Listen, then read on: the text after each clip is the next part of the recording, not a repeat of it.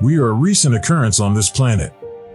We're anatomically modern Homo sapiens, and we've only been around for roughly 200,000 years on a planet that's been around for 4.6 billion years. That is a significant length of time.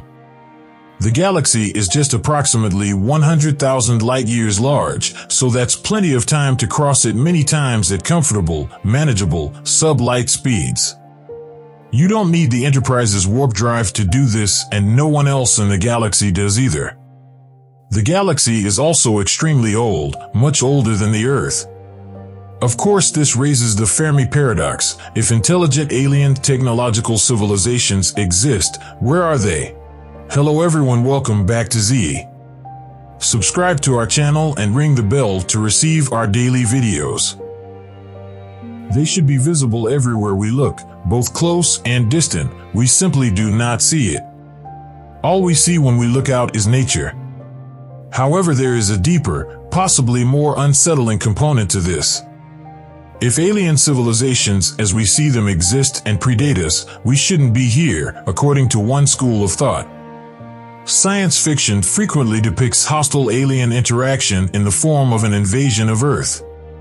This is implausible. It is statistically impossible that the invasion would occur at the same moment we acquired a level of science and technology adequate to even know what transpired during such an invasion. It's improbable that anyone a few thousand years ago realized they were being invaded by aliens. They would have been more inclined to infer that they were witnessing something supernatural than proof of a second abiogenesis in the Milky Way. So even the concept of an alien invasion is recent, more comparable to H.G. Wells' time than Aristotle's. What is significantly more likely is that the invasion occurred a long time ago somewhere in geologic history. Perhaps someone did visit back then, say during the dinosaur era, but they were simply passing through and left no trace. They did not, however, invade this globe. If they had done so, they would most likely still be here, and we would not be surprised if such a civilization paused evolution on this planet and managed it to their advantage. Earth is a helpful planet. It is rich in metals and resources that could have been exploited. A popular cliché straddling the borderline between fiction and pseudoscience is aliens visiting Earth to entice people into mining the planet's gold to be sent to another globe. The problem is that the Earth still contains all of its gold, yet humans are poor miners in comparison to considerably more efficient robots. And with the exception of indigenous peoples engaged in non-industrial mining, some of the world's finest gold reserves, notably those of the Americas, have remained almost untouched. In the days before dynamite and engines, most of the Earth's gold was just unavailable. Geologically, Earth has roughly the same quantity of gold and other metals as a fully natural, pre-human planet could be anticipated to have. We have yet to witness depleted asteroids or visible tailings from space mining. In summary, it appears that no one was ever here before we arrived, even though they should have been. So why the blue jewel was never colonized? There are several possibilities. The obvious one is that there was no one to do so, and there have never been any intergalactic spacefaring aliens in the Milky Way. Of course, this is feasible, but the numbers are against it. The galaxy has several hundred billion stars, with approximately 90% of them having habitable zones. That's a lot of opportunities for civilizations, and our own existence demonstrates the point. So, unless we're missing something and there's something incredibly special about us that we don't know about, we're probably not a fluke. It remains to be seen whether someone will ever choose to cross interstellar distances. They might not because it is energy-intensive, time-consuming, and difficult. However, this calls robotic probes into question. They don't care about the passage of time, thus such inquiries should still be expected. Perhaps they could function as seeders, carrying the genetic information of a species and custom 3D printing out a population for it when they reach a suitable world. Non-intervention is another possibility. If a planet with life on it is discovered, such as Earth, the galactic agreement is to keep that world off bounds. If it develops intelligent life, aliens will meet in space, but never on their home planets. Perhaps life's occurrences are rare and precious and should be permitted to take their own course. This could take the shape of the zoo theory, or it could just be distant avoidance.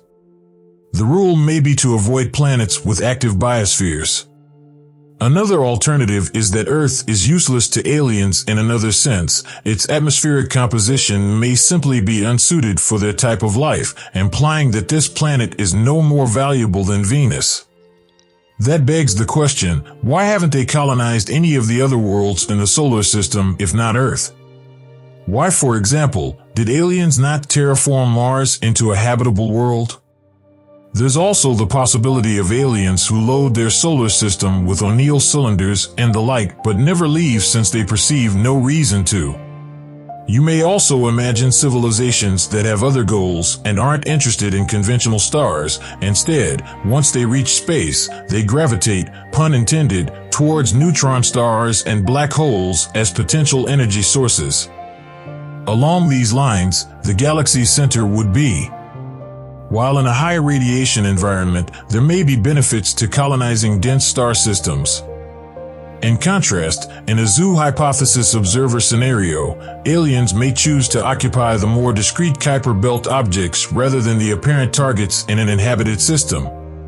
There is a techno-signature paper on this, where you may search for artificial lights on Kuiper belt objects in the outer solar system. At the same time, we watch material from the Oort cloud travel past comets, and none of them have appeared transformed in any way. It's the exact opposite in that they tend to be pure objects, more like time capsules from the days of the solar system's birth than mined items. So far, we have found no evidence of alien modification of any solar system objects. This is also applicable to previous technological civilizations on Earth. Even though they appear extremely unlikely, their presence cannot be ruled out. The geologic record is insufficient. However, the amount of resources that should have been extracted if such a civilization existed may help you rule it out. It should also be noted that this galaxy has no shortage of resources. There are raw materials everywhere we turn, therefore it seems implausible that aliens would need to expand into space only to obtain more raw materials. They probably have all they need nearby and don't need to travel half the way across the galaxy to grab some iron. If your star system doesn't have enough materials, simply go to the nearest supernova remnant for what you need. Then there are the eerie possibilities that someone simply hasn't arrived on Earth yet, and we're racing against the clock to prepare to protect this globe against extraterrestrial invasion in the future. It may happen in 1,000 years or 1,000,000 years, but the likelihood is greater than zero. But there is another possibility here. A biological civilization may choose not to colonize the galaxy, but so might a machine civilization. Earth is useless here for a variety of reasons. The first reason is that its raw materials are in a gravity well, making asteroids more suitable for mining. The second issue is that it contains an oxidizing atmosphere, which is not ideal for machinery, but more crucially, it is excessively hot. Because the most efficient computation is done at low temperatures, such a civilization may want to reside in the galaxy's outer reaches, where the coldest temperatures may be found, yet there are still plenty of available materials. Other variables unrelated to Earth may also exist. The Sun checks a box. It might not be the best star for colonization.